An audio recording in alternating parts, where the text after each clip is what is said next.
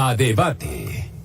Vámonos a debate con este tema. Marcelo Ebrard, él es canciller. Le doy la bienvenida a Gustavo Pérez, consultor y profesor de la Universidad Nacional Autónoma de México, autor del libro Marketing Político y el Andrés Manual de Marketing. ¿Cómo estás, Gustavo? Pues bueno, tanto que estuvimos especulando con Marcelo Ebrard, no, que estaba muy resentido, no, pues que tenía pruebas en contra de Sheinbaum y el aparato de Estado que la favoreció en esa contienda de corcholatas internas, no, que se va a ir a Movimiento Ciudadano. No pasó nada, Gustavo. Ahora sí que nos fallaron todos los pronósticos, sí, o tú sí le atinaste. Adelante, Gustavo. ¿Tú recuerdas, querido Beto? Antes que otra cosa, un fuerte saludo, qué gustazo saludarte y todo tu auditorio. Recuerdas que estuvimos hablando de este tema, ¿no? Que decíamos qué es lo que especulábamos un poco qué es lo que iba a suceder y decíamos que lo más probable es que en algún punto Marcelo pues revirara, ¿no? Que realmente las posibilidades que iba a tener pues una vez ya seleccionada Claudia Sheinbaum, pues iban a empezar a disminuir. Y así fue. Empezó, digamos que ese momentum político empezó a decrecer. Preguntábamos que dónde lo veíamos en el futuro, y un poco entre risas, pero decíamos que muy probablemente o lo veíamos en Europa o lo veíamos también diciendo que bueno, que ya se iba a portar bien y que iba a hacer equipo con quien quedara, ¿no?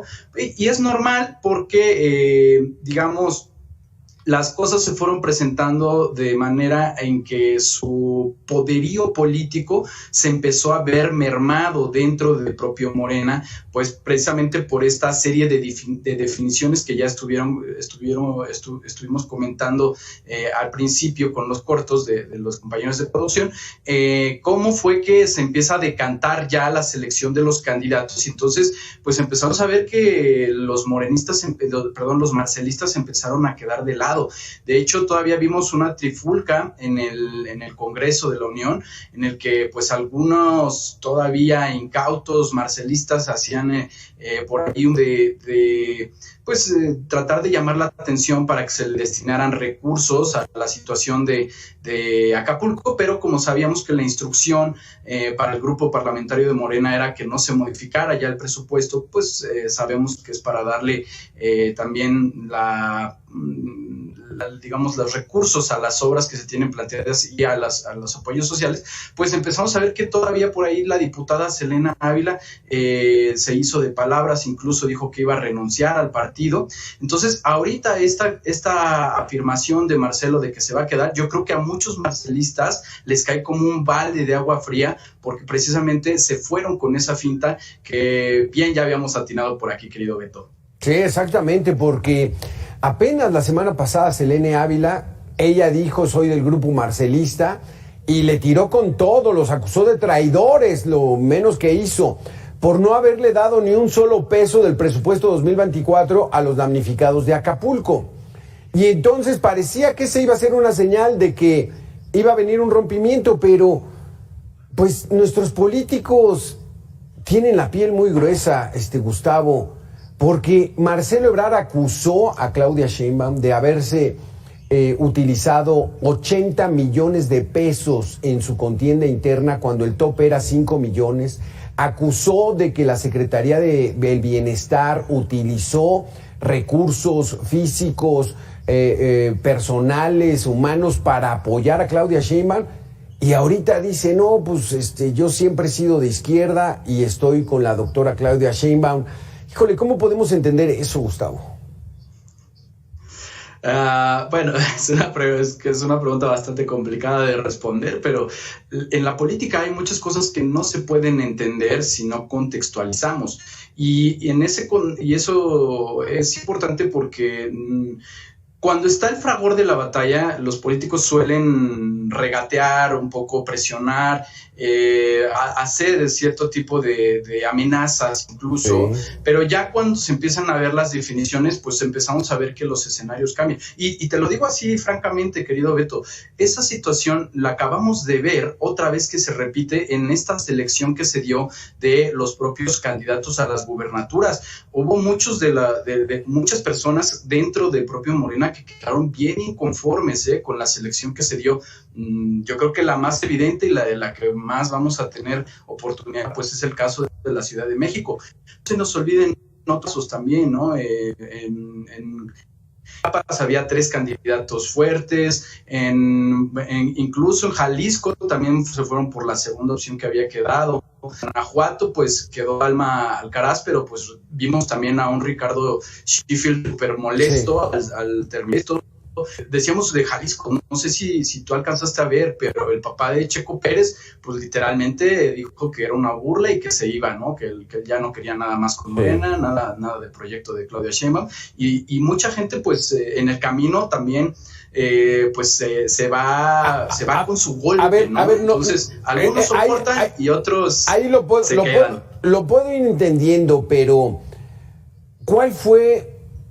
Analicemos tú, Gustavo, ¿cuál es la verdadera razón por la cual Marcelo Ebrard, que tenía todas las intenciones ya de irse de independiente, de generar un partido, de irse con Movimiento Ciudadano con Dante Delgado, cuál fue la verdadera razón que lo motivó a alinearse, a disciplinarse en Morena? Con tu respuesta regresamos en 2 minutos, vamos a hacer la primera pequeña pausa.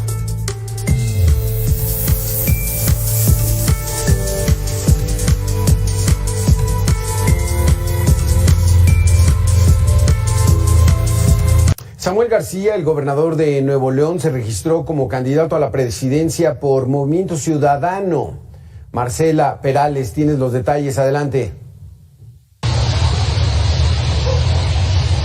Gracias, muy buenos días, los saludos del Estado de Nuevo León para dar a conocer información en materia política, específicamente del gobernador con licencia de Nuevo León, Samuel García Sepúlveda, que este fin de semana, el domingo a mediodía, se registra de manera oficial como aspirante precandidato a la presidencia de la República por el partido Movimiento Ciudadano. Esto lo hace en la sede nacional del partido el día de ayer, domingo, como mencionamos, en donde su mensaje pues viene a ser bastante contundente. Él señala que pues prácticamente el Frente Amplio por México no le representa ninguna competencia y que más bien quien debería de preocuparse pues sería todos los competentes en contra de Morena, el partido Morena. Él así lo dice, deberían de preocuparse por Morena.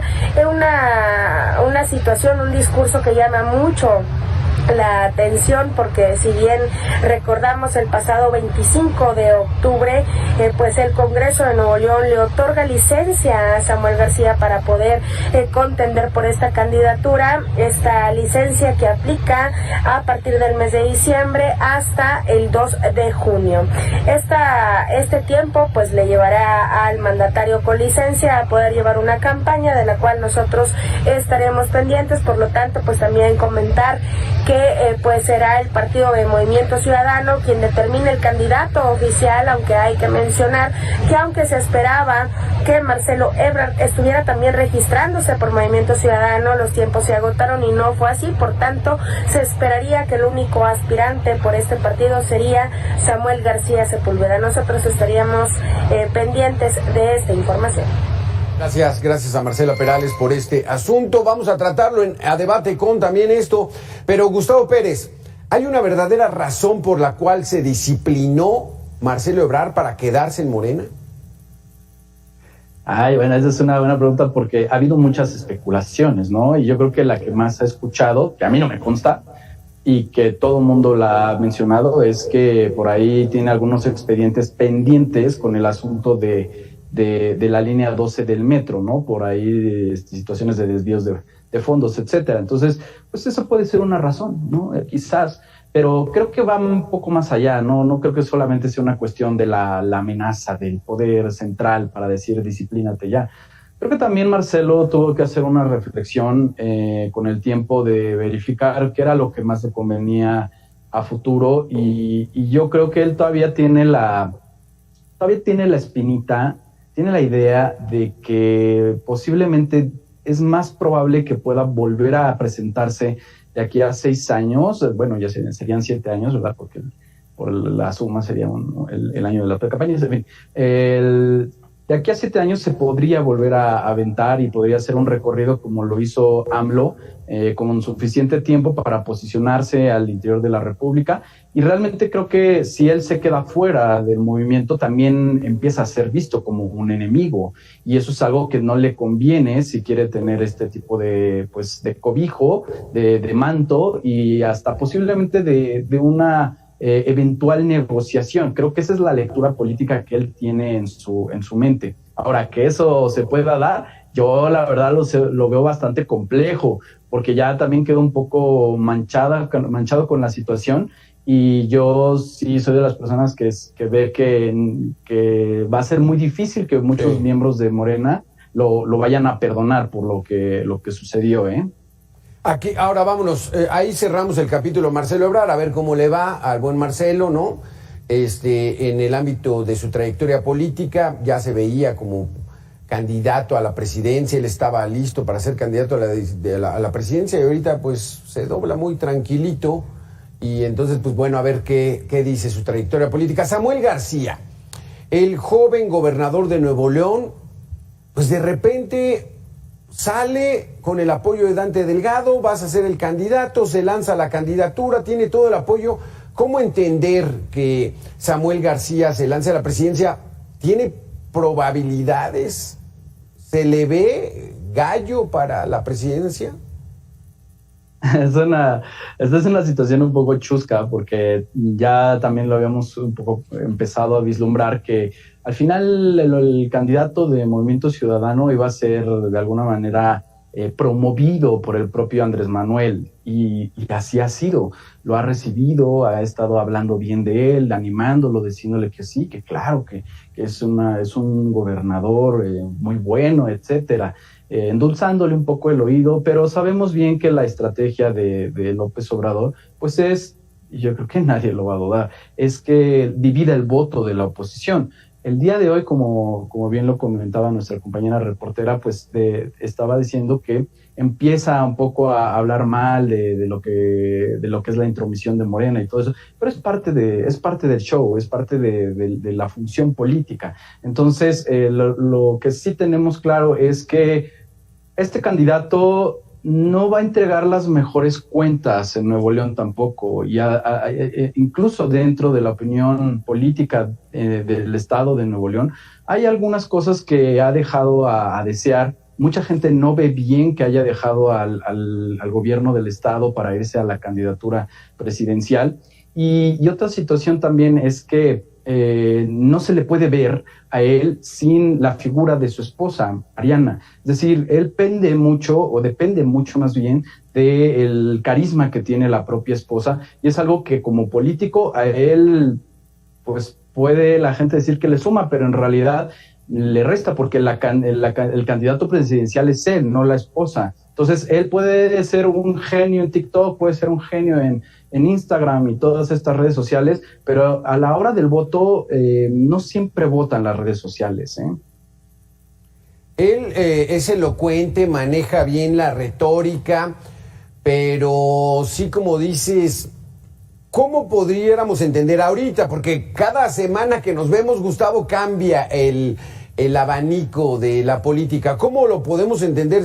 Si, como dices, es una jugada de Palacio Nacional, ¿cómo lo podemos entender? ¿Le quita votos al Frente Amplio con Xóchitl? ¿No le quita votos a Morena? ¿O también cuando al presidente le urge que la Cámara de Diputados sea de mayoría morenista? ¿Cómo lo entendemos? Yo creo que el que está más contento con la situación es el propio presidente, porque él sí tenía un cálculo de cierto riesgo si Marcelo terminaba siendo el abanderado por Movimiento Ciudadano. Eso sí era un cisma. Ahorita ya no, ahorita ya pues les van a dejar las canicas chiquitas, es decir, algunas les van a dejar diputaciones, cosas que sean municipios a lo mejor, y todo eso a la gente de Marcelo, pero eso ya cambia el escenario político, porque ya no se va a constituir esta fuerza marcelista, digámoslo, con un propio vehículo con el cual pudiera amenazar e incluso arrebatarle votos a Morena. Eso es un escenario que ya no se va a presentar, querido Beto. Eso es algo que le favorece a propio Morena.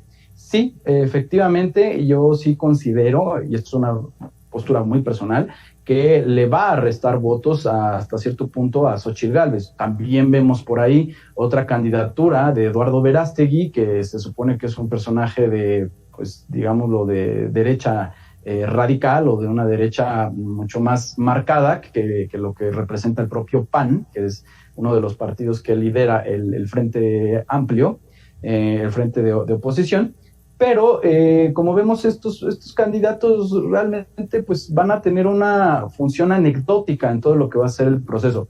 También hay que decirlo, la estrategia de Movimiento Ciudadano sí tenía que ser irse por su propia cuenta, porque para ellos es afianzar el poder político a nivel nacional. Siempre están haciendo un poco de prueba y ensayo, porque la tirada que ellos tienen, y eso han sido ellos muy abiertos en decirlo, es que esperan contender con mucha fuerza, con muchísima más fuerza para dentro de 7 años, ¿no? Y en el caso del joven Colosio, que es al que tienen en la mira y que él ya lo dijo que sí le interesa, pero que no es el momento. Entonces, a ellos les interesa mucho tener esta experiencia del despliegue político que pueden tener, y hay que decirlo, hay algunos lugares donde sí pueden dar competencia en diferentes gubernaturas, entre ellas Jalisco por el soporte, digamos, estructural que tienen, que lo han hecho bien.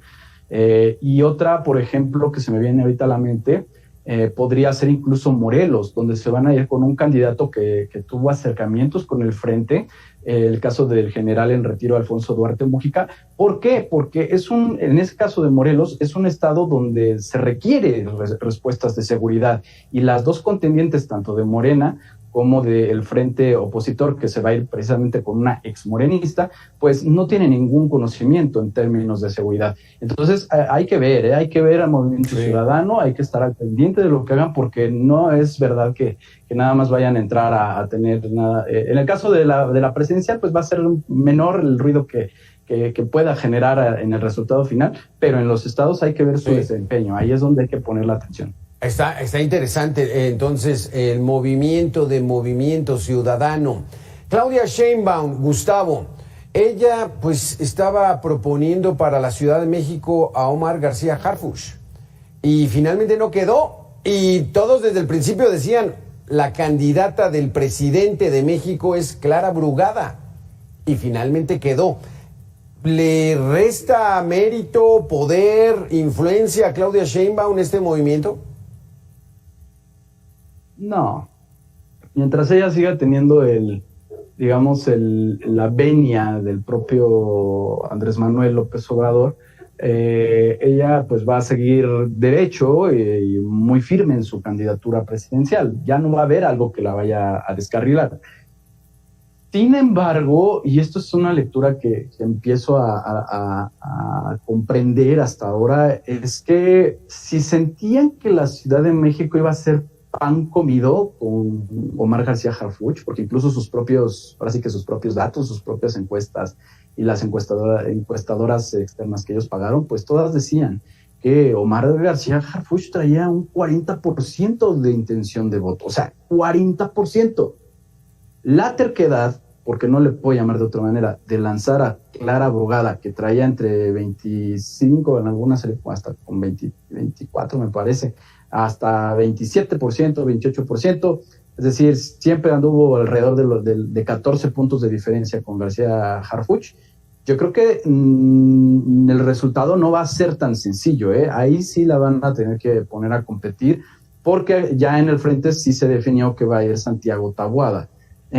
Todavía el Movimiento Ciudadano no ha dicho qué va a hacer aquí en la Ciudad de México, pero realmente pues no sabemos que no tienen una estructura grande. Sí.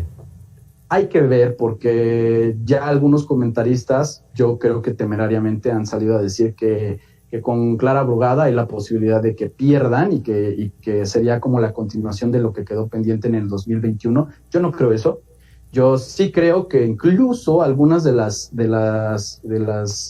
alcaldías dentro de la Ciudad de México las ha puesto en riesgo la propia oposición por una crítica que yo les he hecho, que es cuando ellos empiezan a gobernar, cada uno se va con su bandera política y nunca se ven como, esta es la oferta de la oposición, ¿no? Entonces cada quien va con una narrativa, y eso en términos de del voto es muy complicado para la gente de entender, no porque no tengan la capacidad, sino porque es mandar diferentes mensajes que no generan unidad. En el caso de Morena, pues siempre es lo mismo, ¿no? Es como el tema del bienestar y las ayudas sociales y poco más, porque realmente no necesitan hacer otro esfuerzo. Pero sí empiezo a ver que incluso dentro de algunos sectores de Morena, como lo estaba diciendo hace rato, hay inconformidad. No salieron tan contentos de lo que sucedió. Esa famosa unidad que está pidiendo Claudia Sheinbaum. Vamos a hacer la segunda y última pausa de este debate, Gustavo. Regresamos en 2 minutos. Nacional Cañete 2023, Gustavo Pérez, un evento sumamente importante por el tema de las tecnologías y las comunicaciones. Ya escuchábamos al licenciado Enrique Yamuni, presidente nacional de la Cañete, con este evento que está muy interesante, como está de interesante la política, Gustavo Pérez. Entonces, nos quedamos pendiente con Claudia Sheinbaum para cerrar el tema. Tú dices que mientras tenga la venia del presidente, ella está asegurada, pero esa venia se va a romper cuando Claudia Sheinbaum, si es que gana la presidencia, asuma el cargo, ¿o continuará esta venia? Ay, interesante pregunta. Yo lo que he estado viendo y se me hace muy curioso es que la propia gente que está llevando su campaña de marketing, hay que decirlo, es la gente de Heurística, que ellos también estuvieron en la campaña del propio Andrés Manuel. No sé si tú te has dado cuenta, querido Beto y auditorio, pero los ademanes incluso de Sheinbaum tienden a ser cada vez más similares y incluso la cadencia de hablar más similar a AMLO, ¿verdad? O sea, como que tratan de hacerlo ver como que es una continuación del propio Andrés Manuel, porque de alguna manera se dan cuenta que la propia personalidad de Claudia Sheinbaum, que es un poco más seria, no tiene esa conexión tan palpable con la gente. Entonces, por eso han tratado de emular lo que hizo el propio López Obrador. Pero una cosa es la campaña y el cómo llegas al poder, y otra muy distinta es cuando ya estás gobernando. Entonces, aquí lo que tenemos que poner atención, si es que gana Sheinbaum, será en los acomodos del primer gabinete, para ver qué tanto peso tiene todavía López Obrador una vez que ya deje el cargo, para verificar sinceramente si ella va a tener alguna posibilidad de ejercer con independencia. Si nosotros empezamos a ver que el gabinete y demás partes de nombramientos son de gente muy cercana a López Obrador, entonces estaríamos pensando que no va a ser así, que va a ser una especie de maximato en la cual el presidente actual pues seguirá observando qué es lo que hace y cómo lo hace y dando un poco las instrucciones de cómo va a llevar esa orquesta. Pero si en los primeros días existe un claro desmarcamiento y el gabinete también se nota que es una conformación plural o que es de gente más cercana a la propia Claudia Sheinbaum, pues entonces podríamos esperar que fuera distinta la cosa. Sin embargo, ahorita ya con lo que sucedió en la Ciudad de México, al bajarle a su candidato, que era Omar García Harfuch, pues ya nos deja por ahí un poco de precedente de lo que podemos esperar. Sí, exacto. Y hay que decir con toda la precisión, Beto, yo sí veo que el presidente López Obrador le gusta tanto la política que muy difícilmente va a dejar que Claudia Sheinbaum gobierne solita. Ese es un tema muy interesante, Gustavo, porque en el PRI hegemónico, cuando ganaban sin lugar a dudas, quien rompió esa regla máxima de que el presidente saliente ya no participaba abiertamente en política fue Carlos Salinas de Gortari. Carlos Salinas de Gortari cuestionó la decisión de Ernesto Zedillo de devaluar la moneda, pero le habían dejado $4,000 millones de reservas, no le quedaba otra a Ernesto Zedillo. Pero entonces rompió esa regla máxima que tenían los priistas. Entonces, ¿volveremos a ver esa situación donde el presidente siga haciendo política y tomando decisiones y cuestionando o apoyando, dando línea a la presidenta? Eso habrá que verlo. Xóchitl Gálvez, Gustavo, tenía un evento muy importante, un discurso muy parecido al de Luis Donaldo Colosio. El pueblo sigue teniendo sed y hambre de justicia, pero de repente se le fue el discurso y se tropezó. ¿Cómo lo viste? Bueno, ella, digamos que si algo tiene positivo esa candidata es como que no le afecta mucho los tropiezos, ¿no? Incluso los trata de satirizar un poco, o cuando le hacen memes también se burla incluso de los propios memes con ella riéndose, ¿no? Entonces, creo que la gente está más esperanzada de ver que repunte durante lo que vaya a ser ya el ejercicio de la precampaña, que pues no sería como el mejor escenario posible empezar así. Pero creo que el mensaje al principio, pues obviamente es una emulación, como bien lo dijiste, de lo que decía Luis Donaldo Colosio, y tiene toda la intención precisamente de marcar la diferencia con respecto al continuismo que ofrece la otra opción política. Ahora, yo esto es algo que he venido comentando también, pero siento que las estructuras de los partidos que la apoyan, sobre todo la del PAN y del PRI, están muy confiados en que su candidatura les vaya a traer los números al menos para aumentar escaños y ser competitivos en varias entidades federativas, en varias de las gubernaturas que están ahí en disputa.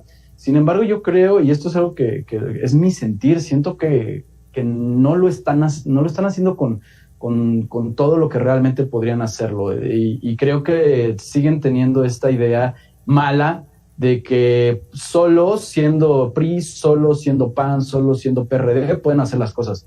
Perdón, pero es que el PRD es una ficción ya, es algo que quedan residuos de ese partido político. Entonces creo que si no logran conjuntar un mensaje de unidad en el cual se vea que las estructuras avanzan de la mano con una idea más definida de lo que quieren hacer y quieren lograr en cuanto a las candidaturas que están en disputa en las diferentes niveles de gobierno, va a ser un problema. ¿Y por qué lo menciono? Porque ya estamos viendo lo que sucedió con Morelos precisamente, que se llevan a Lucy Mesa, que era una ex morenista, era una morenista todavía hace días. ¿Y qué es lo que acaba de pasar? El PAN dijo, a ver, la trajo el PRD porque sí, es verdad, teníamos un acuerdo de que el PRD le iba a poner al candidato aquí en Morelos, pero no podemos apoyarla, ¿no? Entonces yo siento que les ha faltado negociación, pero también les falta mucha disciplina entre partidos, no sé si al interior de los partidos, pero sí entre los partidos políticos, y eso puede poner en riesgo la calidad competitiva de una Xóchitl Gálvez, que pues ella por su propia cuenta le está echando las ganas y lo que puede hacer con sus recursos, ¿no? Continúa el paso del tiempo, continúa Voto por México, nos estamos acercando a la fecha del 2 de junio del 2024, pero mientras vamos a seguir analizando esto, Gustavo, si nos permites, en otros espacios más adelante. Gracias por haber estado con nosotros, muy interesantes tus conceptos. Nosotros hacemos una pequeña pausa de 2 minutos y regresamos. Gracias, Gustavo.